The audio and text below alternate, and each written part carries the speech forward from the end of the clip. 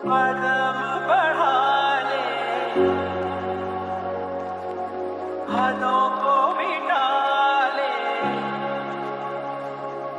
आजा खाली पन्ने पी का घर तेरा, तेरे बिन खाली কিরে তুহিন, দেখলি তো আমার গরুটা? এবার এলাকায় এটাই সেরা। 2 লাখ টাকা দিয়ে কিনছি। এলাকার মানুষ ভিড় করে দেখতেছে। তুই কত দিয়ে কিনলি? মাশাল্লাহ, গরুটা খুব সুন্দর হয়েছে। আর আমি আমার সামর্থ্য অনুযায়ী একটা গরু কিনছি রে বন্ধু। আর কোরবানি তো ত্যাগের বিষয়, দামের প্রতিযোগিতা না। আরে দূর, ত্যাগের কথা বাদ দে।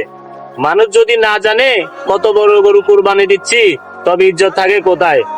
মানুষ জানি বলতে পারে এবার আলাউদ্দিনে বিশাল বড় গরু জবাই দিছে। এটাই হচ্ছে আসল সার্থকতা। ভুল বলছিস আলাউদ্দিন। আল্লাহ তাআলা বলেছেন, কোরবানির রক্ত বা মাংস কোনোটাই আল্লাহর কাছে পৌঁছায় না, পৌঁছায় শুধু তাকওয়া।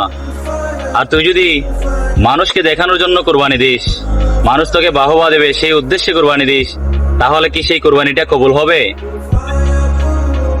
তুই পশুর দাম নিয়ে বড়াই করতেছিস, কিন্তু দেখ তোর পাশের বাড়ির গরিব প্রতিবেশী এক টুকরো মাংসের জন্য তোর দিকে চেয়ে থাকবে। বড় গরু কিনে ত্যাগের বদলে যদি মনে অহংকার জায়গা নেয়, তাহলে সেটা কুরবানি না, সেটা হচ্ছে বিলাসিতা।